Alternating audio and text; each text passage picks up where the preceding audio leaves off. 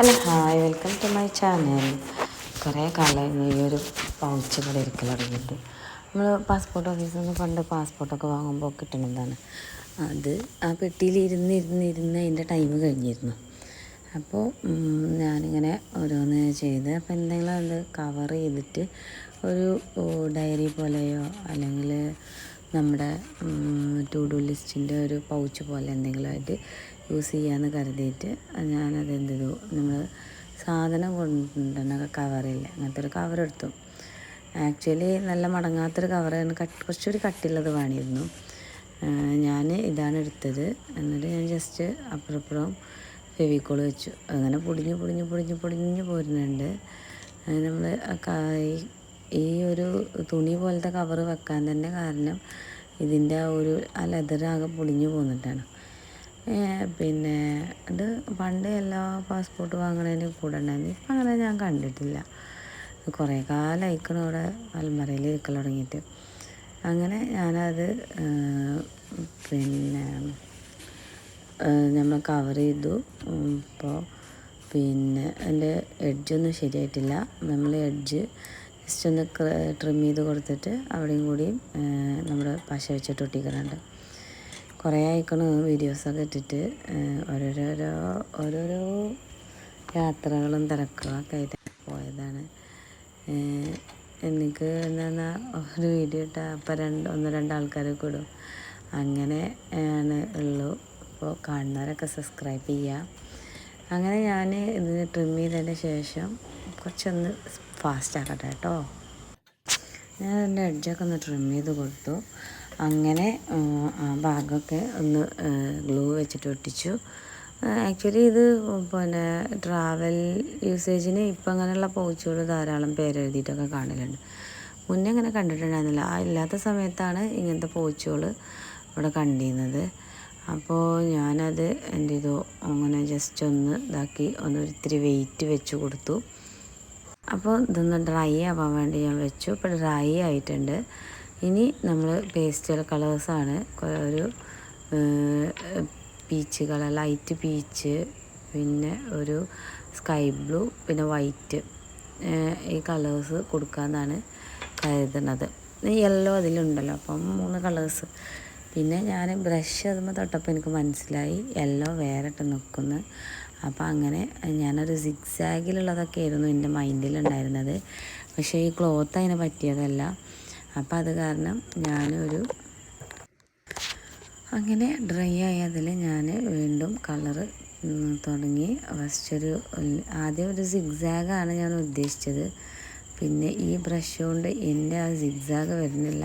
കൂടാതെ ബ്രഷ് ഇതുമ്പോൾ ഉരക്കുമ്പോൾ ഒരു കരകര സൗണ്ട്, ASMRന് പറ്റിയ കരകര.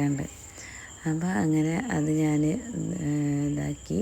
പിന്നെ ജസ്റ്റ് ഇത്തിരി ഒരു മൈൻഡ് കാൽക്കുലേഷൻ മനസ്സിൽ കാൽക്കുലേറ്റ് ചെയ്തിട്ട് ഞാൻ കുറച്ചുകൂടി കളറ് ഒന്ന് അതിനകത്ത് ലൈറ്റ് ആക്കണമൊന്നുമില്ല. ജസ്റ്റ് ആ കളർ അപ്ലൈ ചെയ്തു. അപ്പോൾ ഇപ്പോൾ സ്ട്രിപ്പ് പോലെയാണ് ഞാൻ എൻ്റെ മൈൻഡിൽ കണ്ടിട്ടുള്ളത്. അങ്ങനെ ഞാൻ സ്ട്രിപ്പ് പോലെയുള്ള ഇപ്പോൾ സ്കൈ ബ്ലൂ കൊടുത്തു. അങ്ങനെ ഞാൻ സ്ട്രിപ്പ് പോലെ ഞാൻ പെട്ടെന്ന് കളേഴ്സൊക്കെ ഒന്ന് കൊടുത്തു. നെക്സ്റ്റ് പീച്ച് കളറാണ് കൊടുത്തത്. ഞാൻ അതിൻ്റെ ഇടയിൽ എല്ലൊക്കെ സ്ഥലം വിടണം കരുതി.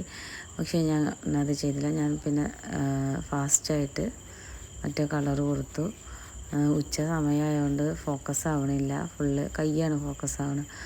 കാരണം ലൈറ്റിങ് ആകെ അലമ്പായിരിക്കുകയാണ്. ഞാൻ വീണ്ടും ഉദ്യമം ഉപേക്ഷിച്ചു. പിന്നെ ഞാൻ വീണ്ടും തുടങ്ങി. അങ്ങനെ ഞാൻ ഒരു ഭാഗം ക്ലിയർ ചെയ്തു.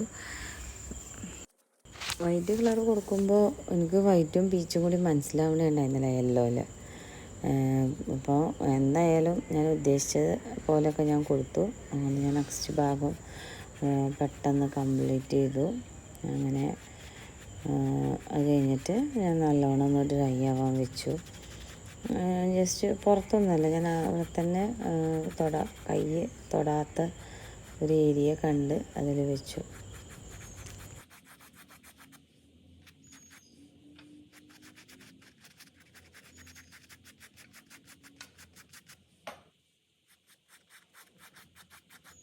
അങ്ങനെ ഇപ്പം ഡ്രൈ ആയിട്ടുണ്ട്.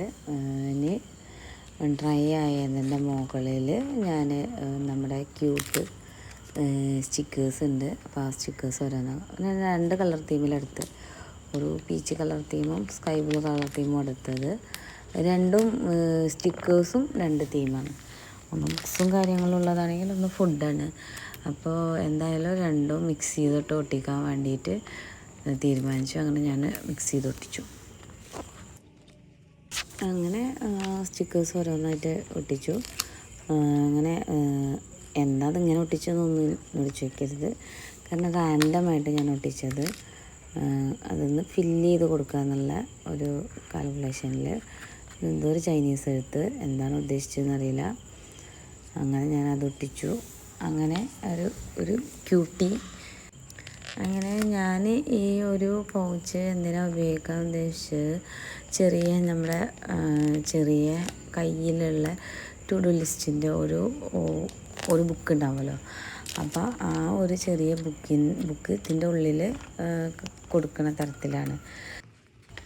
എങ്ങനെ അല്ലെങ്കിലും നമ്മൾ കുറേ കവായി സ്റ്റിക്കേഴ്സും അതിൻ്റെ ടു ഡു ലിസ്റ്റിൻ്റെ ഒരു പൗച്ച് പോലെയൊക്കെ ഉള്ളതല്ല, ആ ഒരു അതുപോലെയാണ് ഞാൻ മനസ്സിൽ കരുതിയിട്ടുള്ളത്.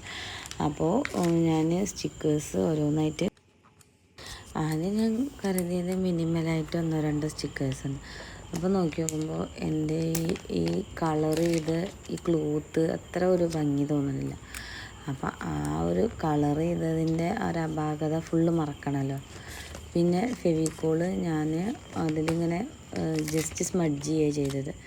അപ്പോൾ ഇനി ആരെങ്കിലും ഇതേപോലെ ചെയ്യുകയാണെങ്കിൽ ജസ്റ്റ് കുറച്ച് ഫെവിക്കോളൊന്ന് ഒരിത്തിരി ഡയലൂട്ടാക്കിയിട്ട് അതൊരു പിന്നെ കോട്ടിങ് പോലെ കൊടുത്തതിന് ശേഷമാണ് നമ്മൾ ഈ ക്ലോത്ത് വെച്ച് ചെയ്യേണ്ടത്. അതുകൊണ്ടാണ് കുറേ മാച്ചുകൾ ഇങ്ങനെ ഒരു അടയാളങ്ങൾ കാണുന്നത്. അങ്ങനെ അപ്പോൾ ഞാൻ പിന്നെ കുറച്ച് മിനിമലാകുമ്പോൾ അടയാളങ്ങൾ കാണുന്നുണ്ട്.